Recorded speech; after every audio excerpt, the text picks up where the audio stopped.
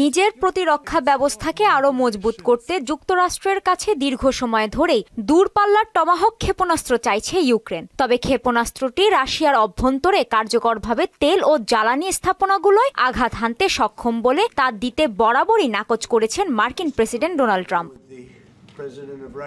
তবে টমাহক ক্ষেপণাস্ত্র ইউক্রেনকে দেওয়ার জন্য হোয়াইট হাউসকে সবুজ সংকেত দিয়েছে মার্কিন প্রতিরক্ষা সদর দপ্তর পেন্টাগন। দপ্তরটি মনে করছে এই সরবরাহ যুক্তরাষ্ট্রের টমাহক মজুদের ওপর কোনো নেতিবাচক প্রভাব ফেলবে না।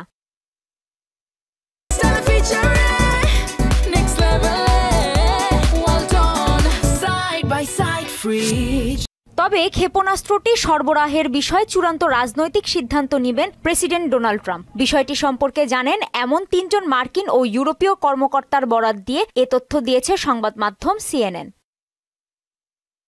এর আগে হোয়াইট হাউসে ইউক্রেনের প্রেসিডেন্ট ভলোদিমির জেলেনস্কির সঙ্গে এক বৈঠকে ট্রাম্প ক্ষেপণাস্ত্রটি দেবার বিষয়ে নেতিবাচক ইঙ্গিত দেন। ট্রাম্প মনে করেন ক্ষেপণাস্ত্র দিলে যুদ্ধ আরও দীর্ঘায়িত হবে। এদিকে ইউক্রেন রাশিয়া যুদ্ধ থামাতে যুক্তরাষ্ট্র ও চীন একত্রে কাজ করবে বলে জানিয়েছেন ট্রাম্প। চীনের প্রেসিডেন্ট শি জিনপিং এ ব্যাপারে ট্রাম্প প্রশাসনকে সহযোগিতা করতে রাজি আছেন বলেও দাবি করেন তিনি।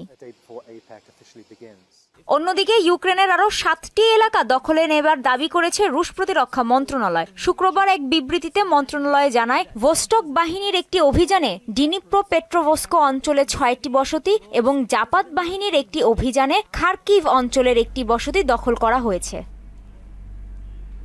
কাজী শাহরিন, মোহনা সংবাদ।